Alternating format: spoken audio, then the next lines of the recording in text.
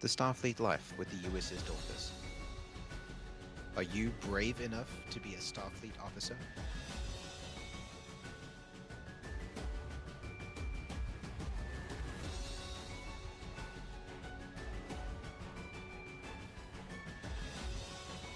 Do you have what it takes?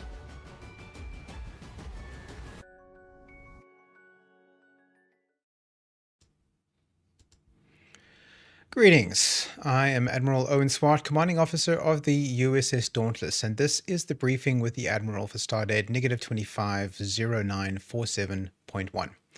I am the Admiral in question, and today we're going to be talking about the numbers that underpin mission readiness. But before we get to that, we record these sessions every Tuesday at 12:30 South African Standard Time. That is admittedly an awkward time for a lot of people, middle of the day on a Tuesday. But if you are an active duty member of the Dauntless crew and you are able to join us, please do so here in the Screening Room channel on the Dauntless Discord server. Otherwise, if you're not an active duty member of the Dauntless crew, you're welcome to catch the live stream on YouTube. We are typically streaming to YouTube. I believe it's working right now. So that would be fine. If you're not able to join us at this time, then you can watch it back either on YouTube or you can watch it on Facebook. It'll be uploaded there later today. If you have anything you'd like to contribute to the conversation, please do so. Active duty personnel who are present in Discord, please drop your messages in the chat, but please make sure that you tag me in the chat. So @Admiral Swart, so that I see it. So when I get to the Q&A section towards the end, I can scroll back up and clearly see highlighted which comments or questions are directed to me as opposed to just part of the natural conversation. It's good to have a lively conversation in the chat. I encourage it, but I can't read through every message when we get to the Q&A section. That would lead to dead air. So if you want to make sure that I see it and respond to your question or comment, make sure that you tag me there. Otherwise, if you'd like to leave a comment or question after the fact, that'd be fine in the comments section on YouTube or Facebook, or you can direct message me just about anywhere except for WhatsApp, and I will do my best to respond or answer your question there and then. Or I might even use it as inspiration for an upcoming briefing with the Admiral video, which would be nice. We'd love to hear your ideas or suggestions. Who are we? What are we doing here? The USS Dauntless is a future-focused advocacy and action group that is at its core a Star Trek fan club. We are a chapter of Starfleet, the International Star Trek Fan Association Incorporated, which is the largest organized fan-run Star Trek organization in the world. And we are one of dozens of chapters in hundreds of chapters in dozens of countries around the world. We are principally on an online group. We conduct most of our operations in Discord, but we do have a physical presence, and our physical headquarters is here in Cape Town, South Africa, which is where I live.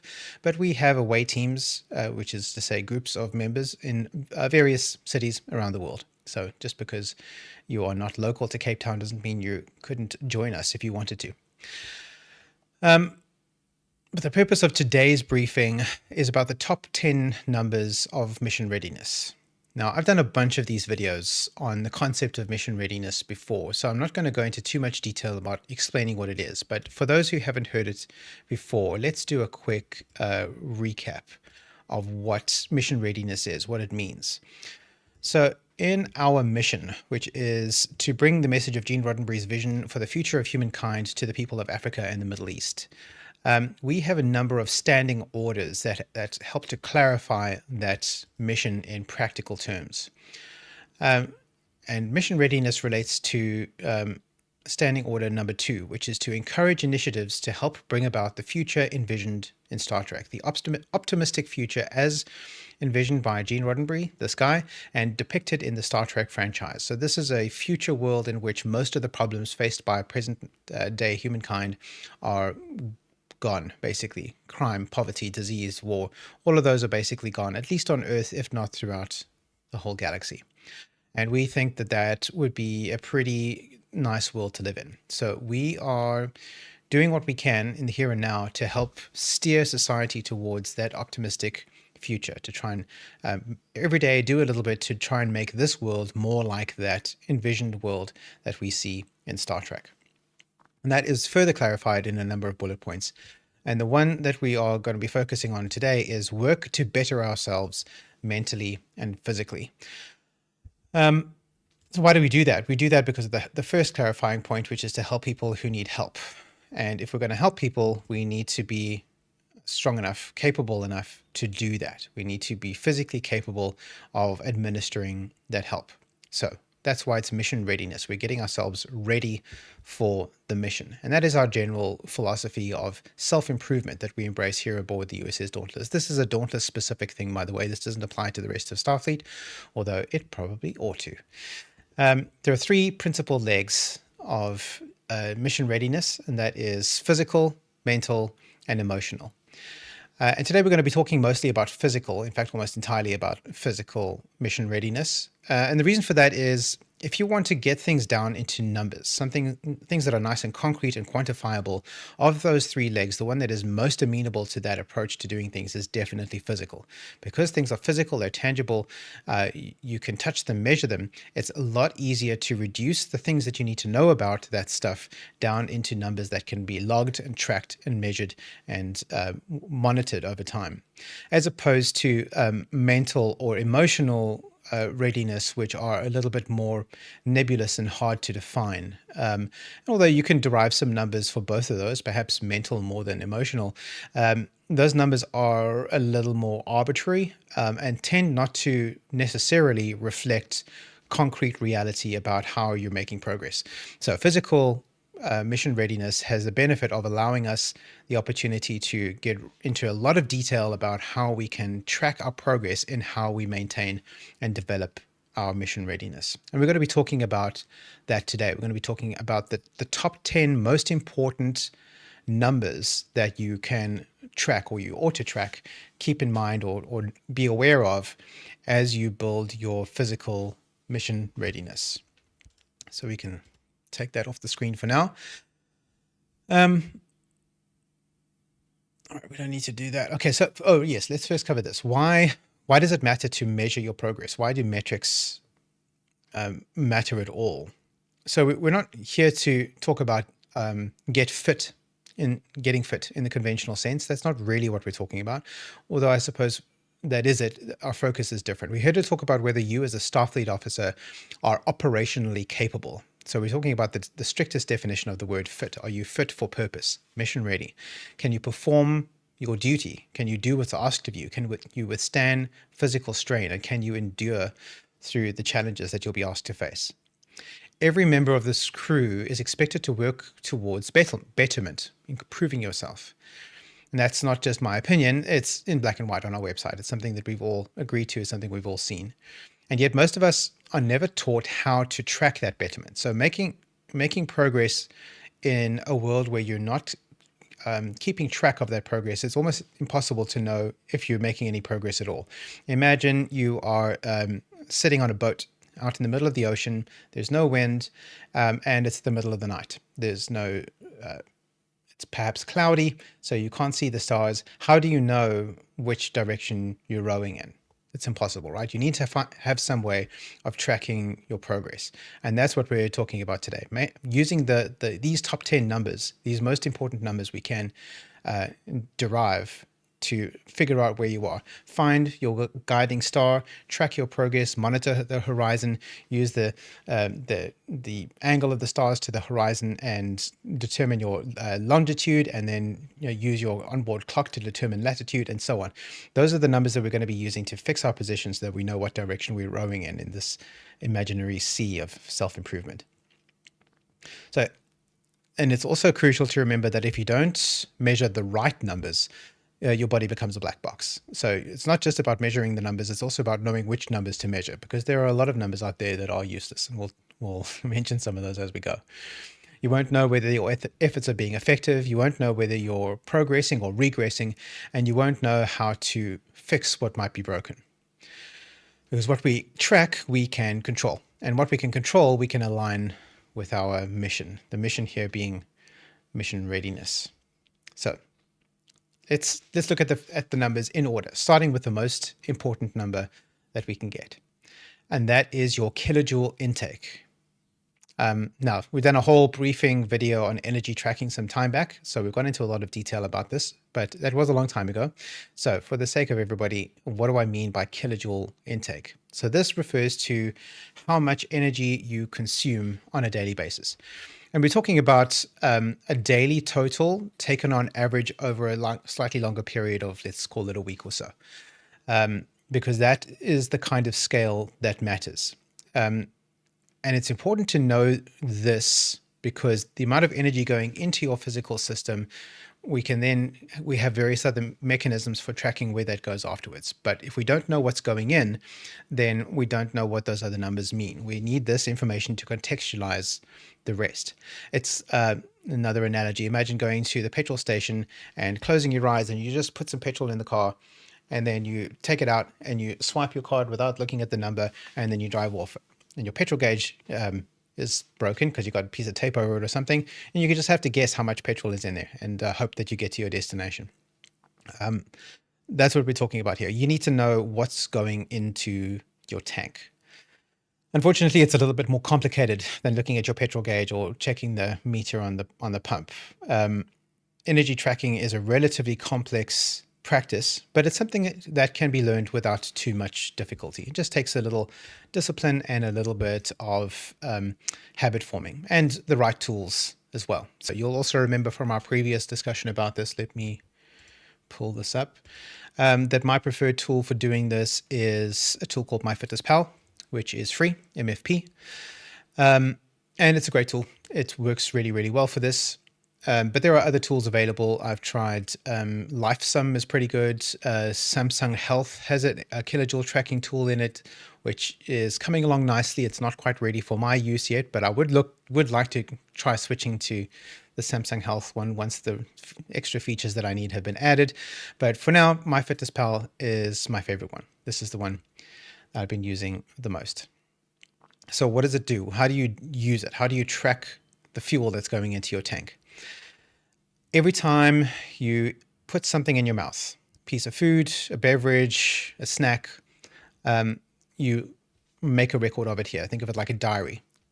Now, that is the hardest part of this whole process, is getting to the habit of doing that, because we're not typically in the habit of remembering everything that we eat. In fact, there's a good argument to be made that we are evolutionarily programmed to not remember how much we eat, to underestimate our kilojoule intake. So you don't want to be guessing, you don't want to be thumb-sucking it, because you'll get it wrong. Your body is programmed, your eyes and your brain are programmed to get that number wrong. You cannot guess it right. You have to be logging it. It's the only way. Every time you put something in your mouth, you log it in MyFitnessPal or your tool of choice. And it looks a little bit like this. So I'm gonna do it right now because I'm putting something in my mouth. I can show you what I've already put in my mouth so far today. So my breakfast consisted of 5 eggs. It's a Dauntless standard coffee, which is an instant coffee. I don't need to click through these. Instant coffee with 3 sugars and a little bit of milk. I had my multivitamin pill. I had a banana on the way to the gym. I had my creatine, which went into my first beverage of the day, 2 scoops of protein powder. Oh, and I didn't have milk with my coffee because I had to prep it ahead of time. I used coffee creamer because that helps it stay warm a little bit longer, because I was in the car when I had my first coffee this morning. So that is my entire breakfast for this morning, which came to 3,000 kilojoules. And then my lunch that I just consumed now, which was 2 slices of low GI whole wheat brown bread, a tin of shredded light meat tuna, and a smattering of full fat cottage cheese. And of course, this cup of coffee that I'm having right now. So,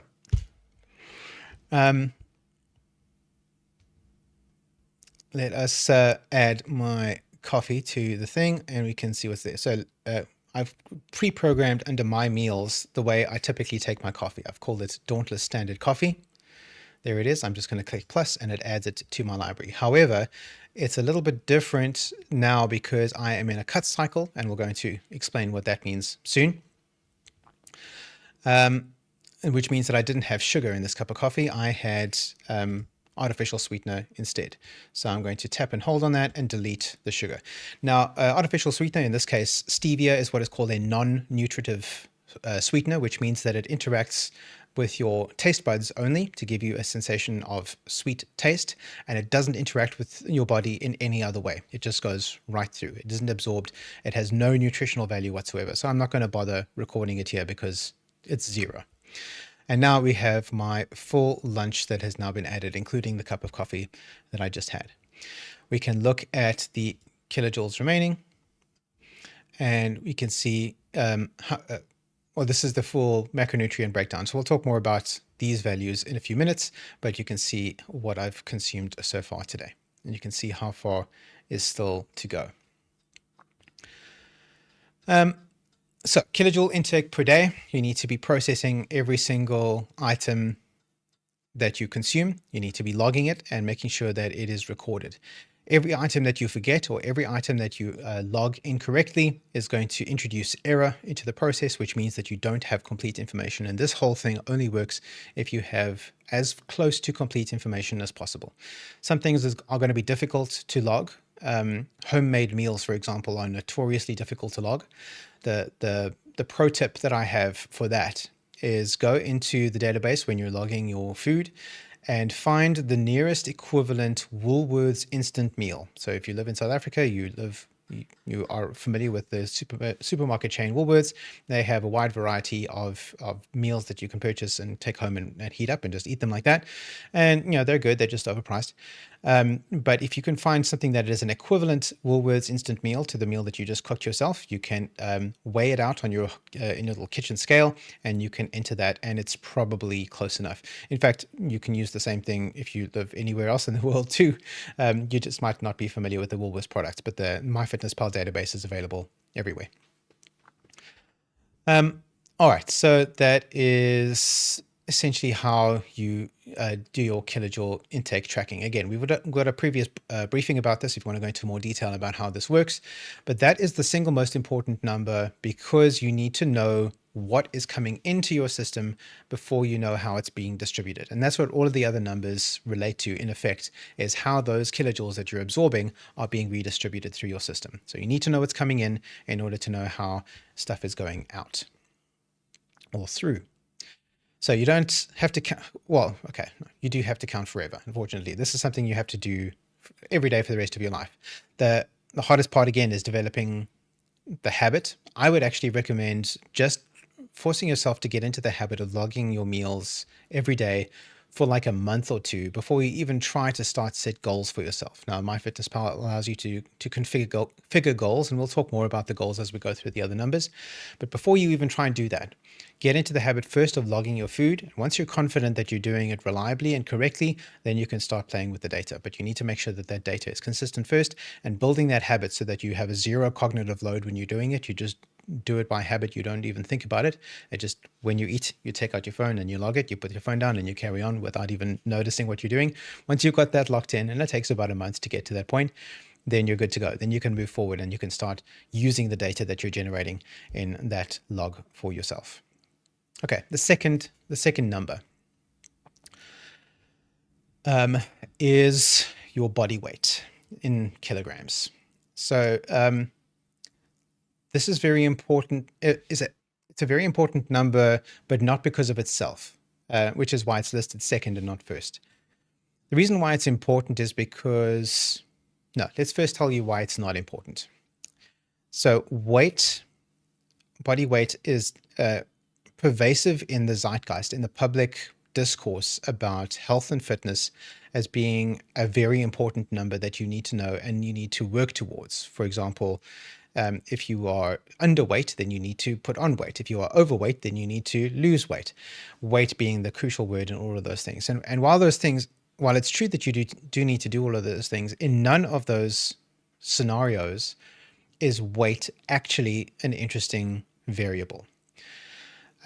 Why weight is good is that it is easy to get at a high degree of fidelity. So all you need is a scale, which is millennia old technology, although you might want a slightly more modern version of it, something like a digital bathroom scale, which is inexpensive. You can pick them up at Clicks or Discam or something for $200, and you can get your body weight. Now, the body weight, while the number itself is not all that useful. It can serve as a proxy for a number of other numbers that are far more useful. So what you can do is you can get those more useful numbers that we'll get into further down the list. And you can calibrate your weight against what those numbers are. So body composition is one of the numbers we'll be getting to later. I'll go into in detail about what that looks like. But once you get your body composition stats, you know what those are. It's hard to get those numbers on a daily basis, but it's easy to get your weight on a daily basis, or maybe once or 2 or 3 times a week or whatever. It doesn't have to be every day. You can then track your changes in body composition with an increasing margin of error by tracking your weight. So you know that once your body composition is this, then if your weight is going up, you can guess what that means in terms of your body composition. Or if your weight is going down, you can guess what that means in terms of your body composition. Once you've contextualized that data, you can use weight to track changes. You will need to recalibrate and recontextualize that weight value every so often, every few months or whatever, once you are no longer confident that you are getting reliable results because your body composition has changed so much over time. So then you recalibrate, and then you can continue using weight again as a reasonable proxy for those other things. So weight is important because it's easy to get, and you can do it every day if you want. It doesn't hurt to do it every day. You can track your weight in MyFitnessPal. I see that I've still got that up on the screen. You can track your weight here by hitting the little plus button. Most fitness apps, Google Fit, Samsung Health, let me switch off there. Just about any generic fitness app that you can think of has a way for you to track your weight, and then you can develop a timeline over time. You can also feed that timeline into a tool like Gemini or ChatGPT that can help analyze the data for you and give you some insights if that's useful. Especially useful if you provided the contextualizing information, that body composition data that you also need. Then ChatGPT can really help you to understand what all of those numbers mean in that correct context. So weight is a proxy signal. It's not a destination. So if you're training towards a goal, if your goal is weight, then you've got the wrong goal. Weight is not a correct value to use in that field. But it is a useful tracking signal that you can use to monitor your progress along the way, in lieu of better, more expensive or more difficult tracking signals to use. So when it's viewed as a trend over time, it reveals whether your intake and output are aligned, for example. And it's also, it's just such an easy metric to track. It's even easier to track than your kilojoules. You just stand on a thing once a day or twice a week or however often. Just make sure that, pro tip, when you are weighing yourself, it's best to come up with a regular schedule. I like to do it about 3 times a week. Make sure that you're doing it at the same time of day under the same conditions. So first thing in the morning before you have breakfast is a good time, or perhaps last thing of the day before you go to bed. That's also fine, as long as you do it consistently under the same conditions each time, because you're not then comparing your first thing in the morning, which is a fasted weigh-in, with the end of the day weigh-in, where you're now full of extra water weight and gut contents and stuff that you've picked up during the day. The conditions are not the same. So you want to make sure that you're measuring equivalent metrics with equivalent metrics. So first thing in the morning is a good time, last thing in the evening is a good time, middle of the day, whatever. As long as it's the same every day, then you're getting a nice high fidelity, high accuracy data point, which can then help track your progress of things over time. It's just a line on a graph and it tells a story, but it allows you to see how your body is responding to the work that you're doing. That you don't have to guess, you can actually track it. Okay, the third number is your training load progression. So here we get to the portion where we're talking about what your training progress is. So let's talk about goals. In your mission readiness training, you probably don't want to just train to just get mission ready, right? You probably want to focus your efforts and your attention on a small number of specific goals that you're going for. The reason being that it's much easier to train towards a specific goal again, it's that it's the rowboat analogy. If you know what direction you're rowing in, then you know how to get there. If you're just kind of adrift at sea and you're just rowing madly, how do you know if you're making any progress? So it's helpful to have meaningful objective goals that you can work towards.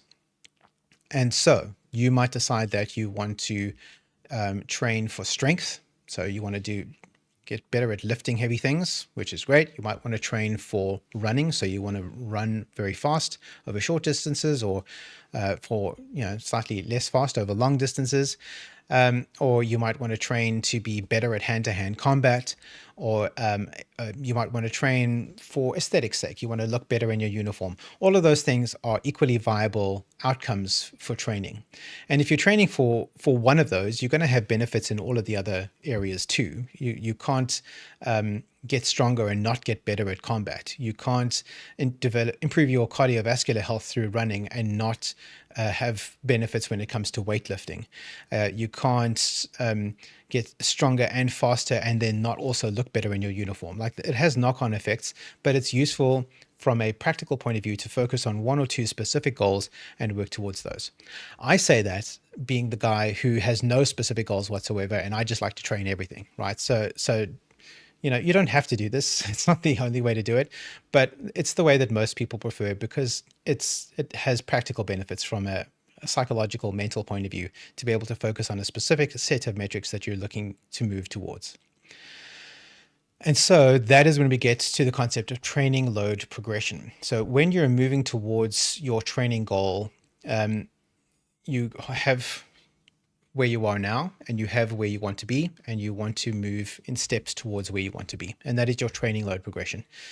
So if you, for example, you want to lift heavier weights, your load progression there would be what weight are you currently lifting? So weight in kilograms, so that's a number. How many reps are you doing? So how many times are you lifting it? How many sets of those reps are you doing? And then you want to be able to know how that is improving over time. So if I'm bench pressing 100 kilograms today at 3 sets of 10, next week I want to be able to increase that, at least one of those numbers. So maybe I don't want to increase the weight just yet. I'm not ready for that. And I'm quite comfortable with 3 sets, but maybe I can increase the number of sets that I'm doing by a little bit. So instead of 3 sets of 10, I may be doing 1 set of 11 and 2 sets of 10. And the following week, I'm now doing 2 sets of 11 and 1 set of 10, and then 3 sets of 11, and so on. So I'm seeing that the average of those numbers gradually creeping up over time. That is training load progression. Same thing applies if you are training to run. So perhaps you're doing something like interval training, which is where you walk for a certain amount of time and then you run for a certain amount of time and walk and run. And you're measuring those periods of time. So let's say you're walking for 30 seconds and running for 30 seconds, or maybe from next week, you want to make sure that you walk for 20 seconds and run for 40 seconds, or something to that effect. That is your training load progression over time. And you want to be measuring those and making sure that those things are useful to you. So what do you use for that? So again, I use a great tool. Oh dear, this is disconnected. While that's loading, I use a pretty good tool for, come on, what's happening?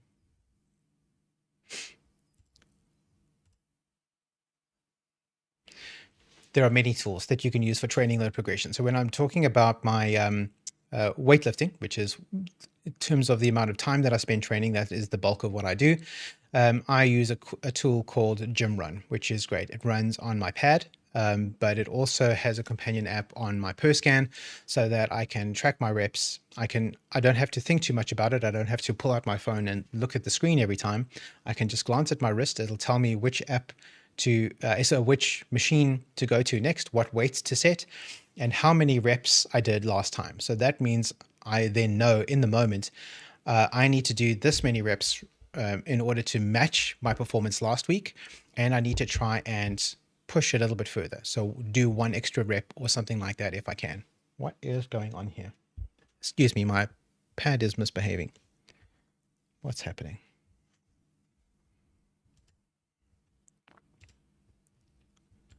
Kill that, and let's try that again. Apologies. And what you can do then, if you have a suitable tool, now you don't have to use an app for this, by the way. A lot of people still just use a little pencil and paper. They carry a little notebook with them with a pencil in the gym. I see that a lot. But if you're using a suitable tool to track your progress, you can then derive graphs based on that. You can, most of the apps, I wish I could show you, but it's not, it's not letting me do that. Most of the apps will have a neat little graph display that can show your training volume increasing over time, or you can export the data into a CSV, and which then allows you to pull it into a Google Sheet, which means you can produce a nice spreadsheet that you can generate graphs or whatever, so you can track your progress over time, and you can make sure that the lines are going in the correct direction, that they're not going down, they're going up. If they're going down, that means you've got a problem. But you can't tell that you've got a problem if you don't have the data to derive that from to begin with. So training load progression is quite important. It's the third most important number that you need for your mission readiness program. And if your loads have flatlined, if you're not actually increasing, that means that your progress has stalled. That means that it's time for you to change something up. So it means that your training modality is no longer working. Your body has adapted too well to your training regimen, and you need to change things up, which is, at least in terms of weightlifting, that means you want to switch to a different weightlifting routine where you're still working the same muscles, but you're doing it in a slightly different way, which means that it's a more or less novel experience for your muscles. And now they have to start again from scratch to adapt to this new environment. You typically find yourself having to switch up your routine once every 2 or 3 months because your performance will flatline over that time. Plateau, that's the word, not flatline. Right, training load progression is the third most important number. The fourth most important number, which is actually not just one number, it's a set of numbers, and that is body composition. So I mentioned this earlier. This is one of the sets of data that your weight can be used to as a proxy for. And this boils down to 3 numbers essentially. Actually, really only 2, but there are a few other numbers that are relevant. The first important number in body composition is muscle mass. So that is your skeletal muscle mass. So these are the muscles that are used to actually move your body. So biceps, triceps, hamstrings, quadriceps, that kind of thing. That is your skeletal muscle mass, as opposed to other muscles that are still muscles in the body, but they don't connect to the skeleton in any ways. Your various sphincters and that kind of thing. But it's the skeletal muscle mass that matters from a health and from a strength point of view. The more muscle mass you have, the healthier you will be. Not just stronger, not just more able to lift things, but muscle is a metabolic organ and allows you to, it stimulates insulin production, which makes you more resistant to things like diabetes. If you already have diabetes, it can help, it can assist in treating the diabetes that you already have.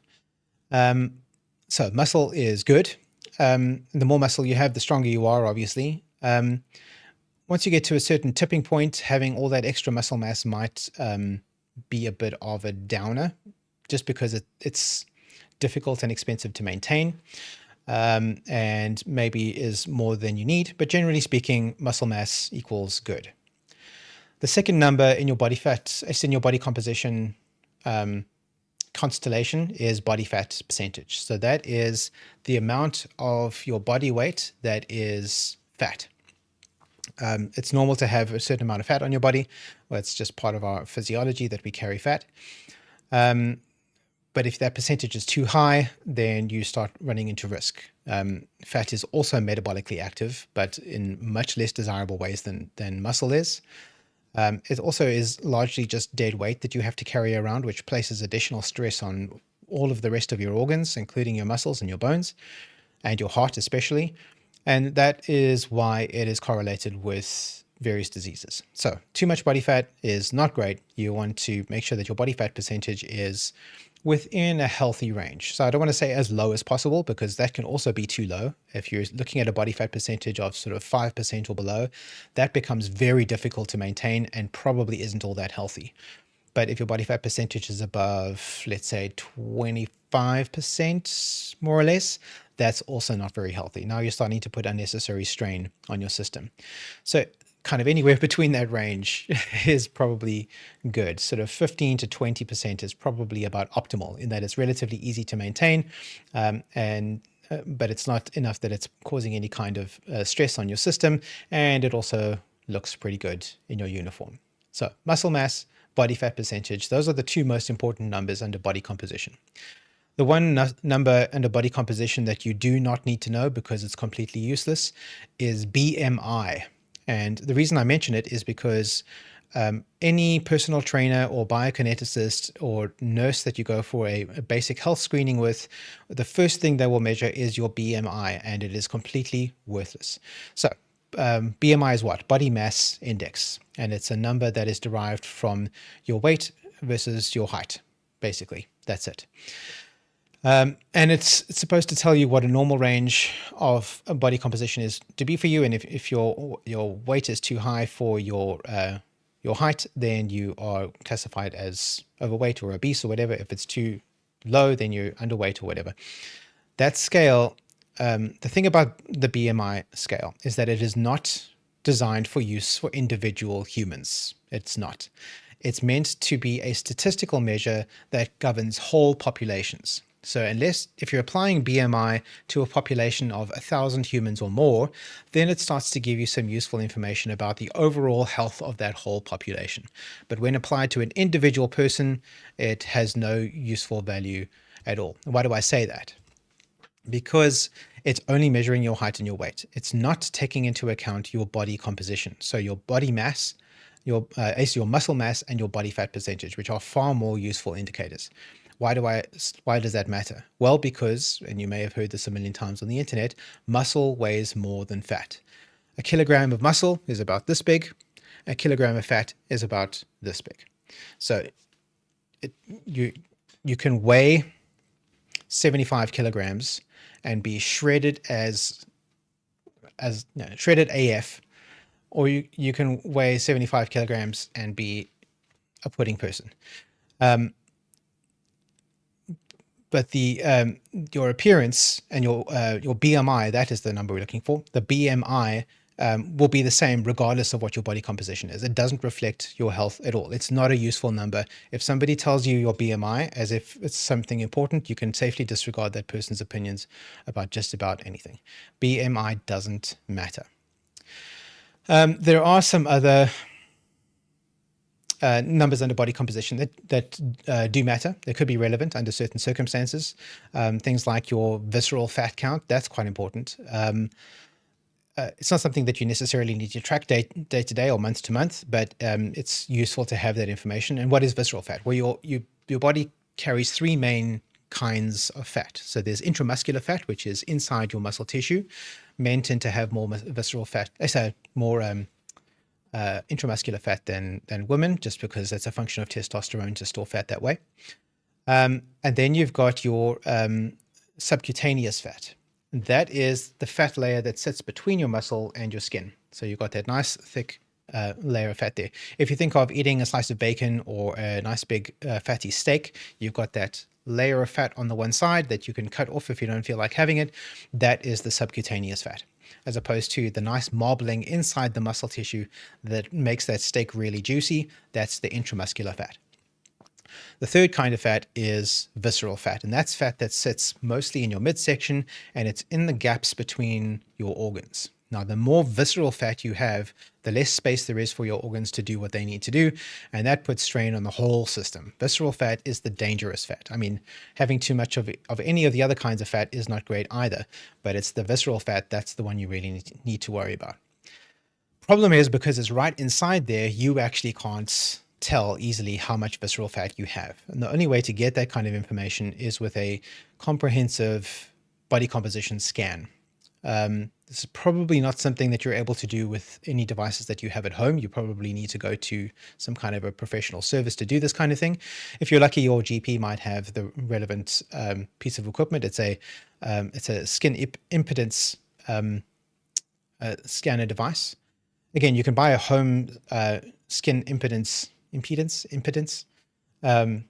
scales that you can just it's like a fancy scale that you can use instead of your regular digital scale, and it can give you some body composition data, but it's not as reliable as the professional equipment, which basically runs a low level electrical current through your body, and it tests the way that you impede that electrical current based on various different ways that it flows through various different contact points on your skin.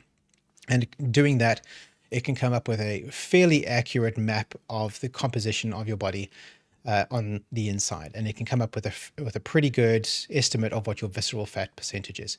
If you want to get a really accurate measurement, then you need to go for some kind of a full body scan, like a DEXA scan, or I think even an MRI could probably give you that, but that is expensive, and even your medical aid is probably not going to pay for that.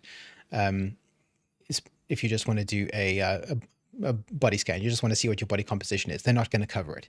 So that kind of stuff is hard to get. So that is the body composition data that is difficult to acquire. At least the better the data you get, the more difficult it is to acquire. I mean, if you've got a relatively new per scan device like mine, which I bought this year, it has a conductance impedance scanning device in it, but the error bars on that are pretty big. I compared the results that I got from my per scan scanner versus those that I got from my doctor, who had a more comprehensive setup, and it wasn't even inside the error bars. It was really not very accurate. So not worth this, but not as good as you might expect. And the better the data you're going to be looking for, the more expensive and more difficult it's going to be to acquire, which is why we use body weight as a proxy for these kinds of data. So you can visit your GP for your annual checkup, get your body weight scan done then, if your body composition scan done then, if your doctor has the capability to do that. Maybe find yourself a doctor who does. Then you can once or twice a year do that, and then you can use weight as a proxy to track your progress over time. For example, you might know that your body fat percentage is a certain amount and your skeletal muscle mass is a certain amount, and your goal might be to reduce your body fat percentage over time over the next 6 months. Setting yourself to a hard goal is probably not ideal in terms of body fat percentage, but you can set yourself a target of sustainably reducing your body fat percentage over time. If you manage your nutrition correctly, and if you train consistently, you can actually, with relatively good accuracy, using only your changes in body weight, arrive at a fair estimation of your body fat percentage change over that time. So this is what I mean by you're contextualizing that body fat.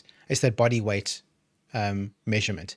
So you know what your body composition is going in. You know what it is that you're doing to affect a specific outcome. Using all of that, you can calibrate that weight measurement within that context and know what it means, at least with relative accuracy at the beginning. And the further you get from that accurate recalibration, the greater the error bars become. So eventually you will need to recalibrate again after a certain amount of time. But it's a fairly reliable measurement once you know what it means in that specific context. Because it's important to know the difference between losing fat and losing muscle, and body weight alone won't tell you that, but your composition data will. So even a basic scale with bioelectrical impedance will give you some usable trend lines. It might not give you an accurate reading today, but by monitoring the changes on those readings that it gives you over time, it's an even better proxy than just weight on its own. So getting one of those fancy scales cost about 1,000 Rand. It's not a waste of money.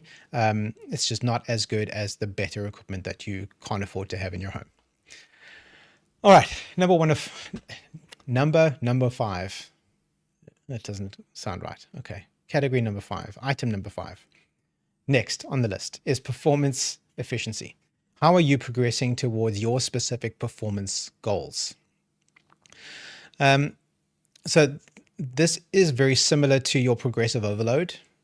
So in your progressive overload, you're tracking over time the amount of work that you're putting into getting towards your goal.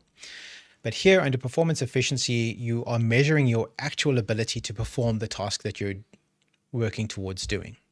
So for example, if you're training for strength, then what you need to know here is your strength to weight ratio. So how much you weigh versus how much you can lift. that is ultimately what you want to know. That is the information that you need. Can you lift your own body weight, for example? If you're running into a burning building, don't do that. But if you needed to run into a burning building and rescue somebody who is your size, could you do that? Could you lift them over your shoulder and could you carry them out? That's the kind of information that you're looking for here. If you are working towards cardiorespiratory performance, so if you're training as a runner or something like that, you're tracking numbers like your VO2 max. So that's your oxygen saturation when you're under load. So when you are running, what is your oxygen saturation?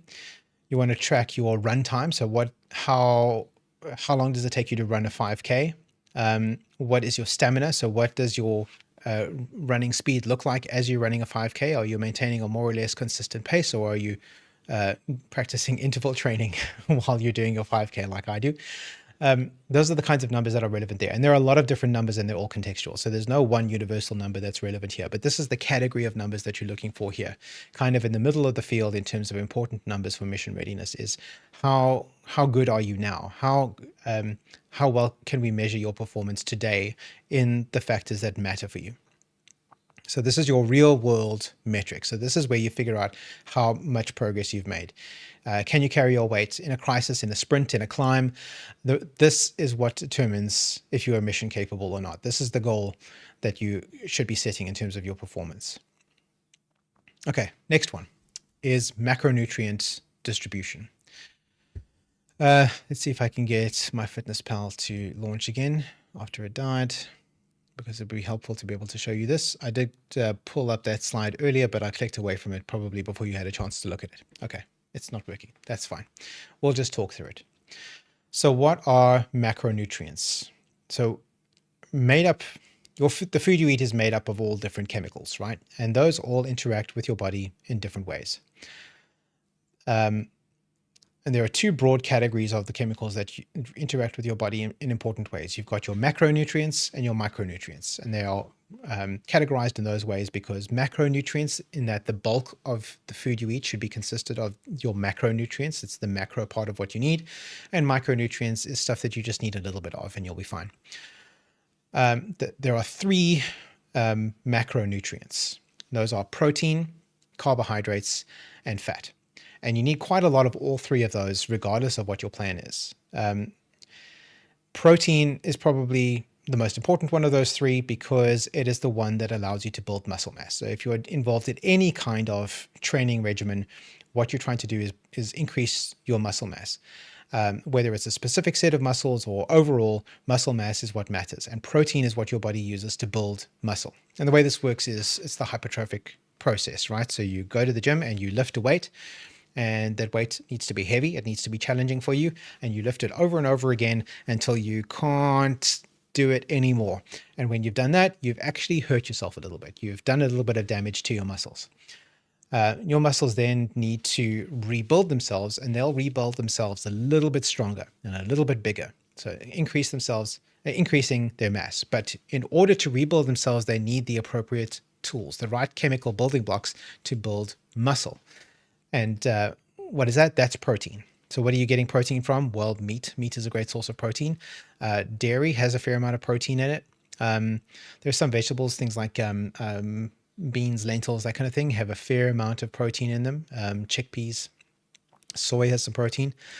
Knowing how much protein you're consuming is quite important to any sort of fitness regimen. How much protein should you be considering?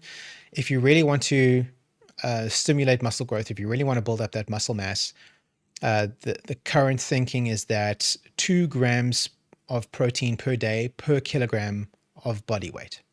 So if you weigh 100 kilograms, that's 200 grams of protein a day, which doesn't sound like very much, but it's a lot. It's hard to hit 200 grams of protein a day. You really have to go out of your way to do that. Protein, very, very important. Carbohydrates, also very important. But the difference between protein and carbs is that protein is expensive and difficult to get. Expensive in terms of money, like buying protein sources is expensive. Carbohydrates is much easier to get, especially in our current sort of food environment.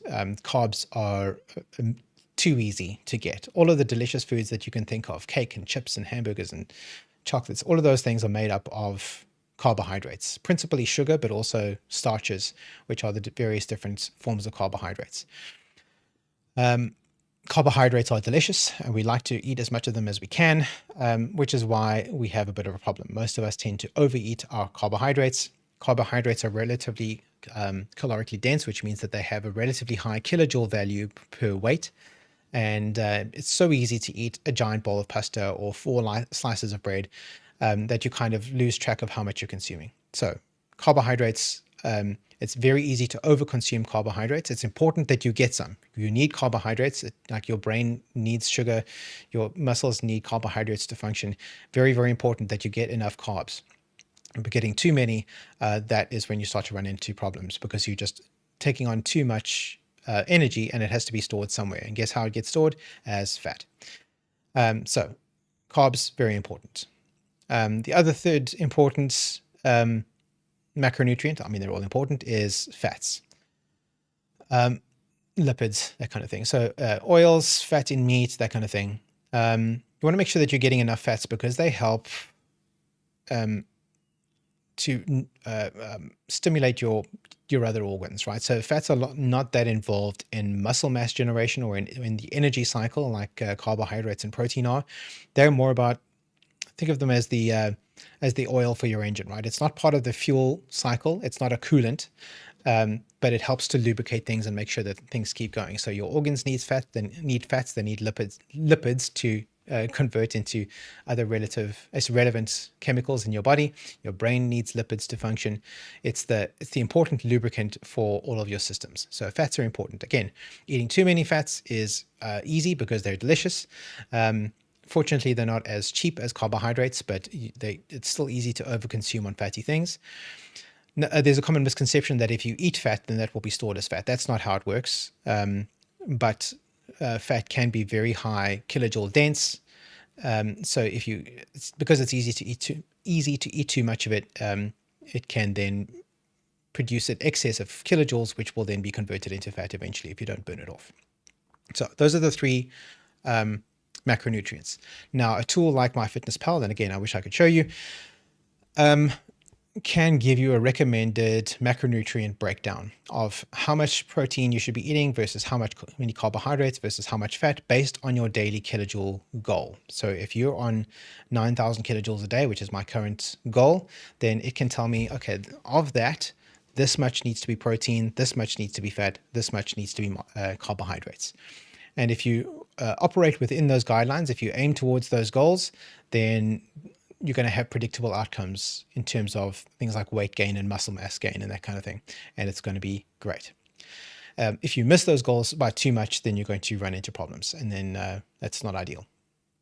So macronutrient distribution, very important, which is why it's number 6. Number 7 is cycle duration. So we're not talking about bicycling here. We're talking about regular cycles. And what do I mean by cycles in this context? Now, whenever you start a fitness program to begin with, you're going to be able to just do anything and see results. That's called what they call noob gains. So you just start lifting, and then you'll start putting on weight, and you'll start putting on muscle, and you'll start losing fat. Like, it'll just be easy. Those noob gains will taper off as your body gets used to it. And eventually you'll get to a point where you've completely plateaued, and no matter what you're doing within that sort of unstructured newbie program, you can't make any progress. And the reason is that your body adapts. So what you're going to need to do once you start leveling up your fitness journey, is you're going to start having to cycle your program. Which means that you have periods of intense activity, periods of maintenance where you're just keeping your current level, and periods of recovery. So in terms of somebody who's training for strength, you have what they call a bulk maintenance cut cycle. So the bulk cycle is when you are eating to a kilojoule surplus. So you're eating more kilojoules than you need to survive for the day. So you're eating extra. You're training really, really hard so that you're stimulating the hypertrophic response, making sure that you hit your protein targets, that you're getting enough protein in, and then all those extra kilojoules can then be devoted to building up that muscle mass. Downside of bulking is that you're also going to be gaining fat over time. Right. So even if you have a relatively lean bulk, so your kilojoule surplus is not too high, you're still going to, the longer you stay in a bulk, the more fat you're going to accumulate, and it's going to get out of hand. So what you're going to do every now and then is go into what they call a cut cycle. So this is when you go into a kilojoule deficit. So you're now consuming less kilojoules than you burn in a day. Again, not by a big margin, just by a relatively small margin. And you can start losing fat. As long as you continue to provide stimulus to your muscles, you're not going to lose that much muscle mass, and you have to critically maintain your protein target. There's never a time where you get away with not hitting your protein target. You have to hit your protein target consistently, hit those weights. You're not going to be pushing as hard on progressive overload during a cut cycle. You're just hoping to maintain the muscle mass that you've got. So it's okay if you don't progress every session. And then because you're eating at a kilojoule deficit, you're going to be losing weight, and the only weight that's available to lose is fat. So you're going to lose a little bit of fat. You will lose a little bit of muscle in the cut too, but if you do it right, you won't lose too much.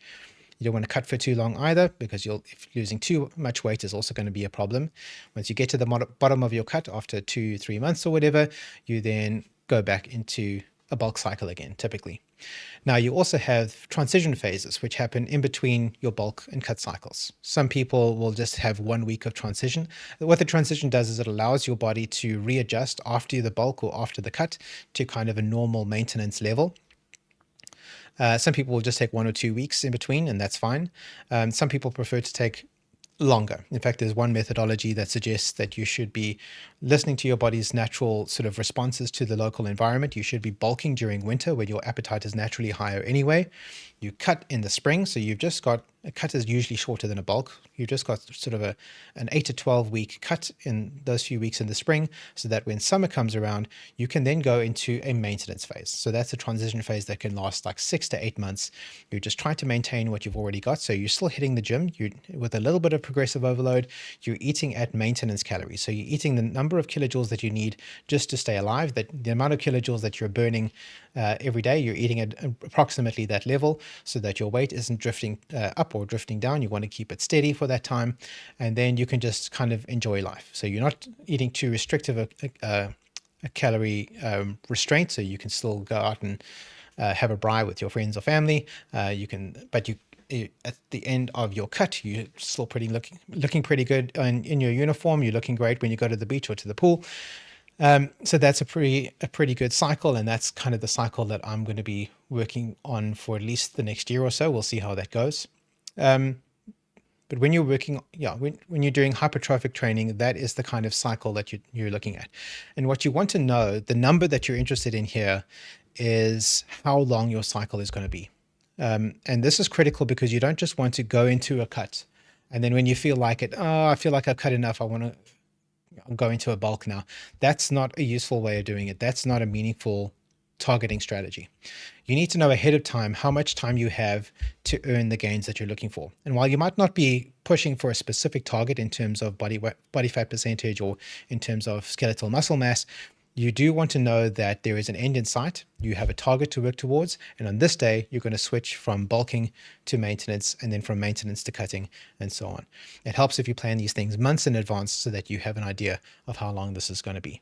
So I could look at my Google Calendar right now and tell you when my current cut cycle is going to end, because that is when I'm going to switch to maintenance. It also gives you something to kind of look forward to, so that you know you're going to be switching to the next phase in a certain number of days or weeks or hours or whatever it might be.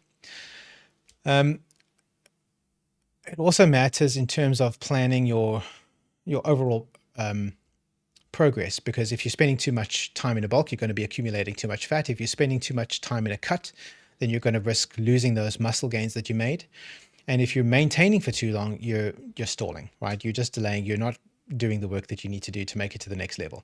So you need to have a plan in mind ahead of time for how many weeks you've got left on your current phase in your cycle, so that you know you're moving to the next phase. So track the cycle so that you know when to shift your gears.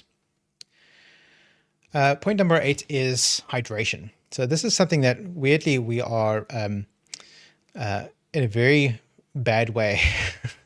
I don't remember this being an issue when I was a kid, but lately it's become a real problem. Just about everybody is struggling to stay sufficiently hydrated. Despite everybody walking around with these giant plastic water bottles everywhere, people are still chronically dehydrated. I don't know how that works out, but it doesn't hurt to track how much fluid you've had to drink in a day. I'm not going to tell you that you have to drink water. That's ridiculous. Every beverage that you drink contains water. But most fitness tracking apps have a way for you to track the amount of fluid that you're consuming. So whether that's just plain water or flavored water or sugar-free cold drink or coffee, that all counts, right? And you can track how much fluid you're consuming so that you know you've hit your approximate needed fluid intake for the day. So roughly 2 liters a day for an adult human is probably enough. If you've had that much fluid in a day, you're probably not chronically dehydrated. Bearing in mind that you're going to be getting a certain amount of fluid just in like your food and that kind of stuff too. But you don't want to have, you don't want to be suffering from dehydration because that's when bad stuff starts to happen. So every 2% drop in your hydration level is going to impair your physical strength. It's going to impair your ability to focus mentally. It's going to affect your digestion. You could run into digestive scheduling issues down there if you are not properly hydrated. It also mess with your thermoregulation. If it gets too hot, you might not be able to sweat properly if you're dehydrated. And even when it's too cold, you might not be able to regulate your temperature properly if you're dehydrated. And winter is probably the time where you're more likely to be dehydrated because it's not hot, you're not feeling thirsty. So you just don't drink. I know that I do this all the time. So dehydration is a problem. So it's a great additional discipline to get into the habit of also tracking every beverage that you have. So in MyFitnessPal, it's actually 2 separate blocks. So you're tracking the beverage in terms of its kilojoule content, so your cup of coffee. You also want to track the same meal in the fluid section as the amount of fluid that's included. So you're tracking your coffee, the milk, and the sugar up in the kilojoule section, and then you scroll down to the hydration section and you log the 300 milliliters of fluid that you've consumed towards your hydration goal for the day. And again, tools like most fitness apps and even ChatGPT can give you recommendations of how much fluid you should be aiming for. Somewhere in the neighborhood of 2 liters a day is probably good. Next is your resting heart rate, or your HRV. This tells you a couple of things. First of all, knowing what your baseline resting heart rate is a fairly good indicator of your cardiovascular health. The fitter you are, the stronger you are from a cardiovascular point of view, generally speaking, the lower your baseline resting heart rate. So the resting heart rate that you hit while you're dead asleep. If you're dead asleep and your resting heart rate is like 50 beats per minute or less, you're probably doing okay. Unless you're someone like me who has natural bradycardia where my heart rate has always been low. So then you have to kind of readjust your expectations for what a baseline looks like. But that happens. There's a lot of variability between humans in this kind of thing. But knowing your baseline resting heart rate is useful because it can give you signals about other things that are happening that you might not be consciously aware of. For example, if your resting heart rate is higher than normal and it's not obvious why that's the case, you might be stressed. You might be experiencing stress that you're not even necessarily aware of at a conscious level. It's all stress, right? There are just different kinds of stress. So that might be emotional stress. So maybe you're having a hard time at work or in your personal relationships or something like that. Something bad is happening and your resting heart rate is increasing to compensate. What's actually happening there is your adrenaline and cortisol is increasing, but your resting heart rate is the easiest way to measure those changes in your cortisol. Again, it's a proxy for the actual reading that you're looking for. It can tell you that you are recovering. So you've had a heavy session at the gym that day and your muscles are busy rebuilding themselves while you're resting. That's your recovery time. And if your resting heart rate is a little bit higher, that means recovery is in progress, which is good. That's good information to have. It also tells you whether you're adapting to bad things that are happening or stressors, not necessarily bad ones, but stressors that are happening in your environment, if you're adapting to those. Or it can even tell you if you are sick. So if you have an infection, for example, like a cold or something, you might not even be experiencing symptoms yet, but your resting heart rate is elevated because your immune system is already starting to fight that. And it's responding to that stressor by increasing, again, cortisol and various other neurotransmitters, and that will elevate your heart rate to compensate. So heart rate on its own is not that useful a piece of information, your resting heart rate anyway, but in the right context and understanding the circumstances under which you're facing any given moment, knowing what your resting heart rate is on that day could be valuable information. All right, number 10. Let me have a sip of my beverage. All right. Number 10 is your sleep. Arguably the most important part of any fitness regimen is your recovery time, and sleep is the best kind of recovery you can get. Sleep isn't just resting, sleep is rebuilding. This is when your gains happen. So while you're at the gym, that's when you are providing the hypertrophic stimulus, you're doing the damage to your muscles. When you're eating your protein, you are charging up your system with enough fuel to rebuild those muscles, but that rebuilding only happens when you're sleeping, when you're at rest. It's not going to happen while you're moving around and active in the world. So when you are sleeping, you are recovering, and that is important. And not just physically, but also mentally, emotionally. All of the stresses of the day, those things are all being processed and fixed and locked away and battened down and prepared for the next day while you are asleep, while you're resting.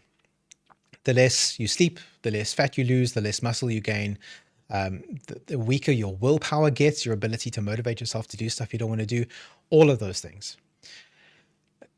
Also, when you're learning stuff, right, this is when you encode skills. So you download information into your short-term memory while you're reading it or while you're studying it, but it gets processed into your long-term memory while you're sleeping. That's probably what dreaming is doing. We don't really know that for sure, but it seems likely that that's playing a role there. It's reinforcing your memory and it's regulating your emotions. So the more you sleep, the better emotional regulation you have. So it's important to know that you are getting enough sleep, and ideally to know if you're getting quality sleep. Now, again, most per-scan devices are now capable of tracking your sleep. So if you're comfortable wearing your per-scan while you're sleeping, this is a great tool because it can monitor your resting heart rate while you're sleeping. It can monitor how much time you're spending in each different sleep stage, sort of deep sleep as opposed to REM, as opposed to light sleep or wandering around or whatever. It can track that and it can plot that on a graph for you. And if you are getting results there that are showing you that you're not getting very much sleep or not getting very much good sleep, then that's useful information that you can use to make changes. You can change your sleeping environment, maybe get a more comfortable bed, get better covers, get better pajamas, get something that doesn't, a pillow that doesn't smell, or whatever it might be. You can make changes to your sleeping environment or your schedule around sleeping with that information. But if you don't have that information, then you can't, then you're just guessing. So knowing your sleep duration and quality, even if it's just at a superficial level. So for example, if you don't have a per-scan, your pad can do this. So your app like Samsung Health is a good one, can track how long you're asleep. It knows when you've put your phone down. It knows when the lights are turned off using your phone's sensors. And it knows when you wake up in the morning using those same set of sensors to within a reasonable margin of error. And it can listen to you, it can feel for movements in the bed, and it can track your sleep kind of indirectly in that way. Per-scan is better because it has the heart rate monitor and that kind of stuff as well. So it's doing a much more in-depth sleep tracking system, but the per-scan on your bedside table is pretty good too. All right. Yeah, so track the hours, track the consistency, and treat your sleep like fuel, not like an afterthought. It's not something to be avoided because you've got work to do. Sleep is very important. Okay. Let's go to the Q&A. Let's do that before I do my closing messages. Okay, let's scroll all the way up. I see a lot has happened. What has been happening here?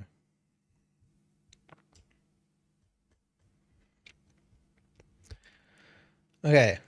Captain Frank Sherman. I want to know what is in the display case. 1, 2, 3. Oh, this display case back here. Oh, a lot of wonders are in there. So many things. Wouldn't you like to know? Objects of power. Okay. All right. Colonel Hubert. Does Woolworths have better kilojoule tracking, or can I use any other chains prepared meals if they're on the app? If you can find one that you're familiar with. I use Woolworths because I know what the Woolworths meals look like. I don't actually shop at Woolworths. I don't know why I have that information in my head, but I do. I know what a Woolworths lasagna looks like. I know what a Woolworths curry and rice looks like in terms of kind of volume and what it's made of. So I use that as a good proxy. But if you're familiar with other chains' prepared meals, then that's fine too. You'll find on the MFP database that they have the same information from chains around the world. So if you know what a Tesco's prepared meal is, or just about any meal from any restaurant just about in the world, if you know what that looks like and you think that that's a pretty good proxy for what you're eating, then that's fine. That all works too. There's always going to be a margin for error with this kind of thing. Some chains are better at giving accurate nutritional information on their prepared food than others. Woolworths is pretty good at that, but then so is Pick and Pay, so is Checkers.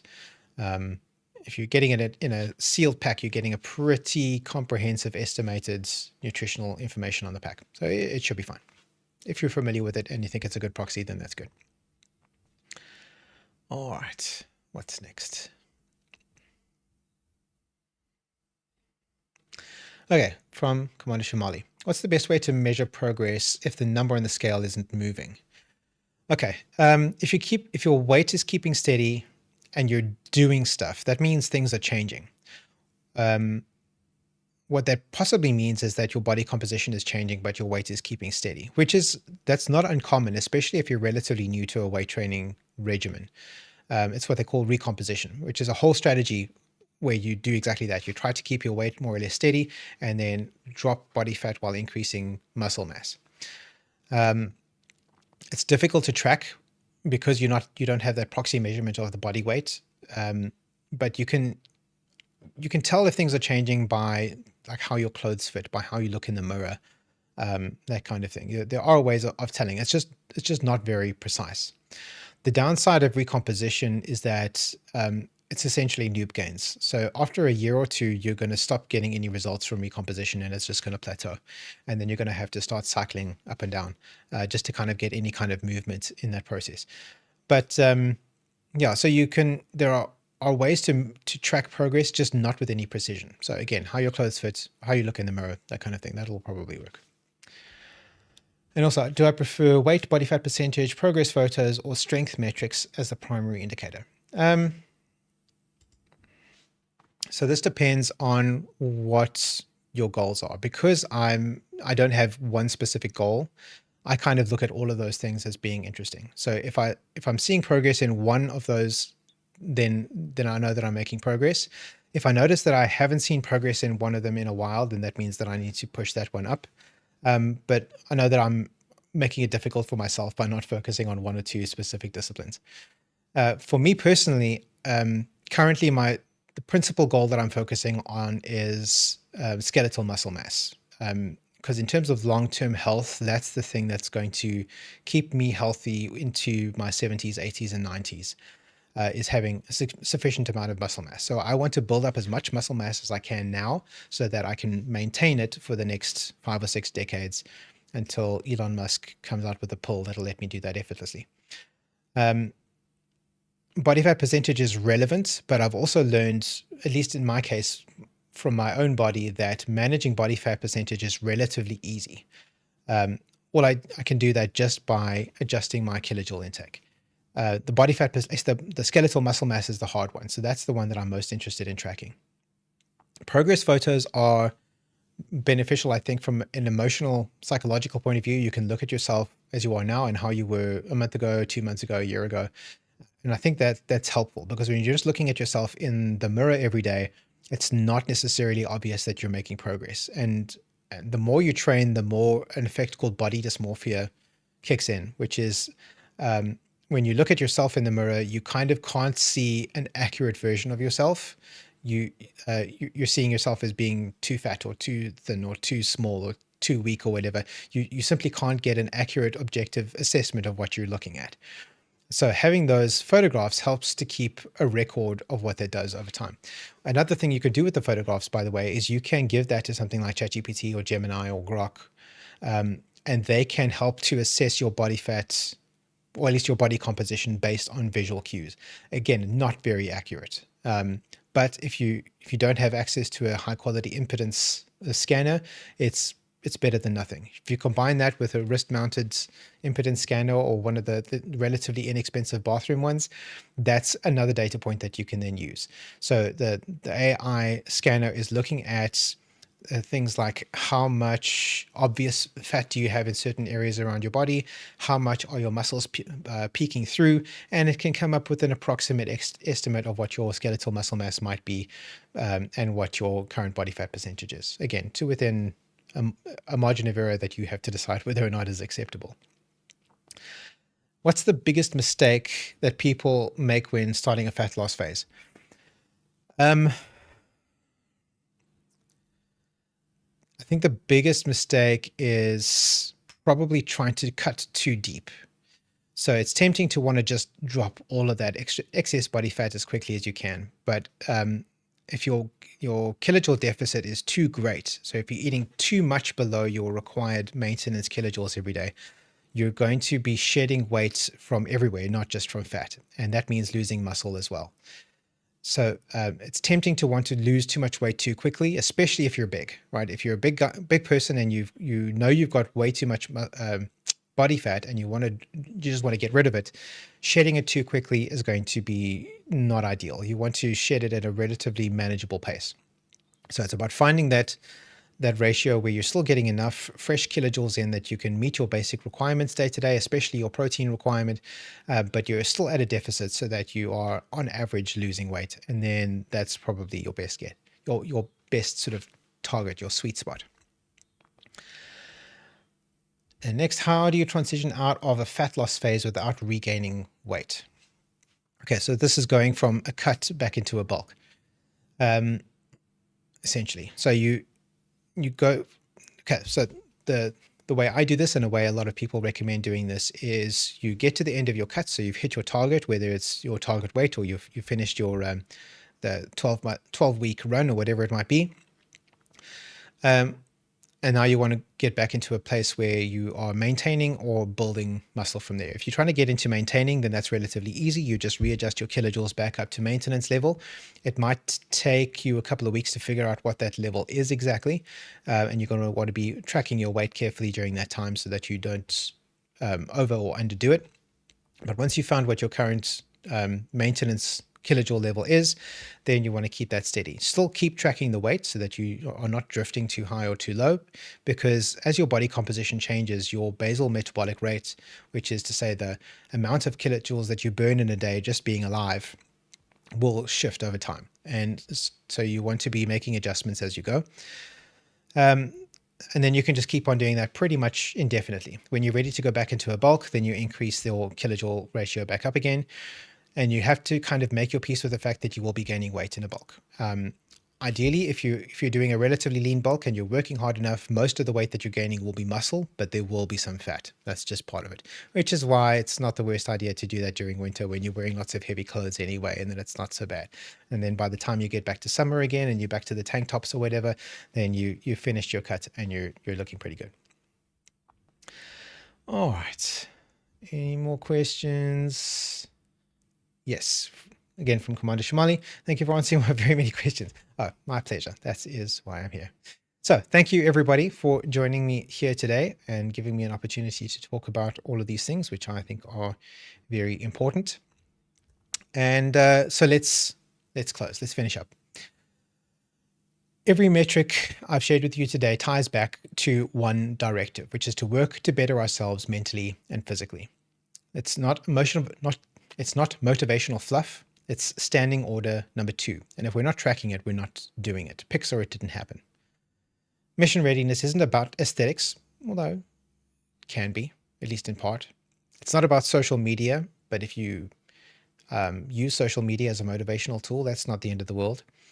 But really, it's about functionality. It's about being fit for service.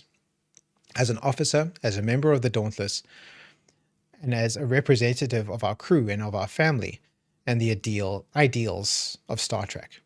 If we are to promote these ideals with credibility, we must live them, not just philosophically, but physically. Okay, so I leave you with this. You don't need to be perfect. You need to be deliberate. You need to be aligned.